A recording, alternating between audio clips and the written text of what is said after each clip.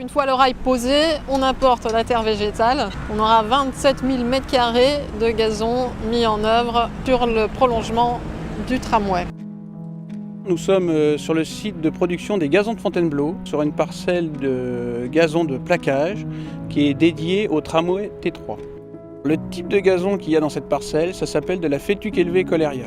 La particularité de ce gazon, il est peu demandeur en eau et peu demandeur en tonte et zéro phyto. On peut dire que c'est un gazon éco-performant et éco-responsable. La pose de ce gazon va commencer fin mars et se terminer début juillet 2018. La machine qui est derrière moi, ça s'appelle une déplaqueuse qui sert à récolter le gazon de plaquage. Nous avons un couteau qui passe sous le gazon, qui coupe dans la terre. Le rouleau monte sur ce tapis et finit derrière à l'enroulement.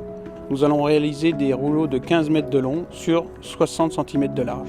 Le feutre, c'est le système racinaire, c'est la spécificité de notre métier, c'est de provoquer du feutre pour pouvoir récolter le gazon. C'est les racines qui s'entremêlent et qui font tenir le gazon pour pouvoir faire un rouleau.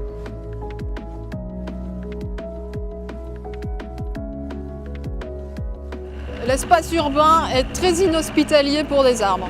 La première des choses, c'est la terre végétale.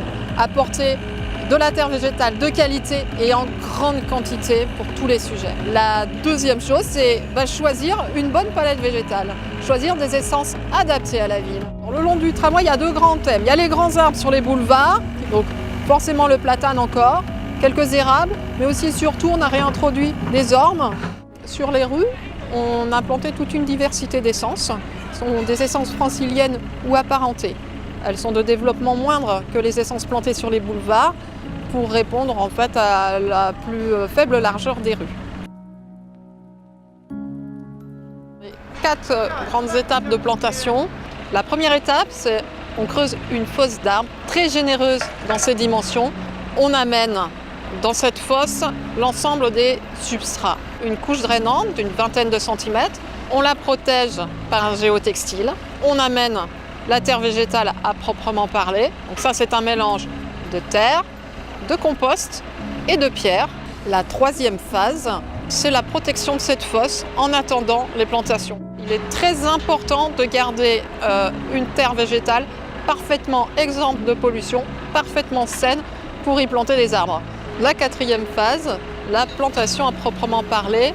Donc c'est une phase très délicate, très soignée. On purge à peu près 1,5 m³ pour installer la motte de l'arbre et puis un remblai. On voit l'arbre qui arrive dans la fosse. On le positionne bien au centre et à la bonne altimétrie.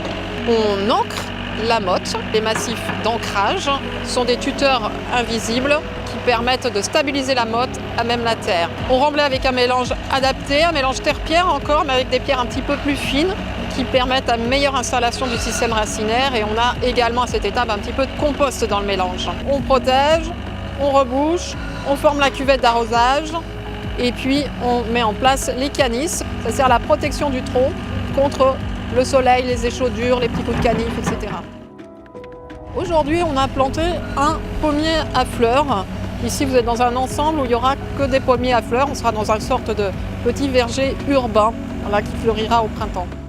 On plante pendant la période hivernale parce que ça correspond au rythme biologique de l'arbre. Les riverains prennent beaucoup de photos. Ils félicitent les équipes de jardiniers très régulièrement. Et c'est vrai qu'il y a un vrai plaisir quand la végétation arrive.